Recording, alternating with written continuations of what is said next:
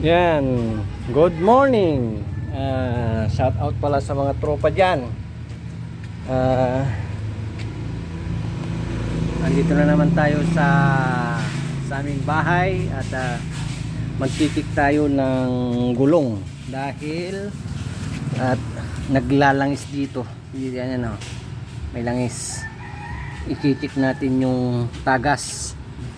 Yan, at bubuksan ko tong ito, gulong ito. Yan mga guys, oh. Kaya pala may tagas yung gulong. Ito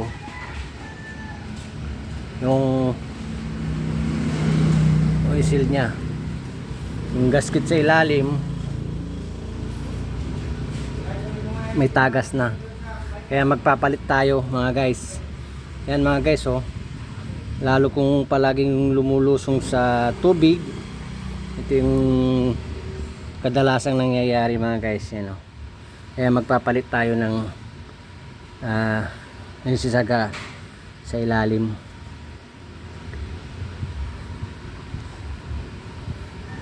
Yung gasket niya sa ilalim. Yan. At sabay linis na rin. Lilinisan natin to. At magpapalit tayo dito mga guys. Dahil sabi ng may-ari ay mahina yung preno daw. Kaya nung tinignan ko yung gulong sa ilalim at may nakita ko dito, yan mga guys, oh. Ito yung brake fluid to, eh, yung tagas niya. Kaya sabi ko babaklasin yung gulong. Yan mga guys, ito po yung sasakyan na 4D56 Mitsubishi. Yan.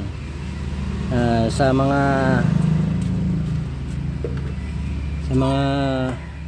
nanonood sa aking vlog ay paki-click na lang po at paki-bell na lang yung tapos para ma-update tayo dun sa mga susunod na video. Yan mga guys, lilinisan natin to at lilinisan natin ng may sabon. Yan mga guys, yan, pinapalinis ko na yung brake drum. Yan, sa mga tropa dyan, shout out pala sa Top G. Yan sa group Top G, shout out sa ano dyan, sa Larry Air Conditioning. Yan, sila Larry dyan sa Arellano. Yan, dyan si Jason Biray dyan sa papuntang Bani yata yun, Bani o Agno. Saka mga Sintrom guys, shout out. Yan, ingat lagi yan.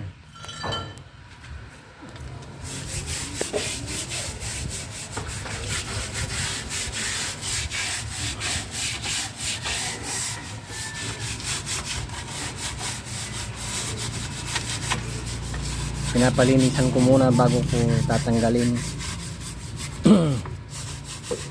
Medyo makapal pa yung ano, eh, brake pad niya.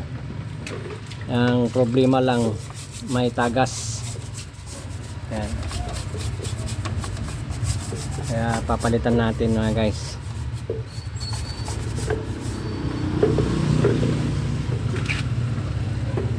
Sa mga nanonood sa akin, yan,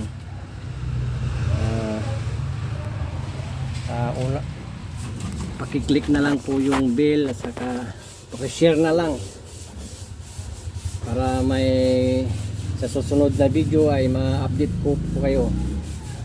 Yan, ingat lagi.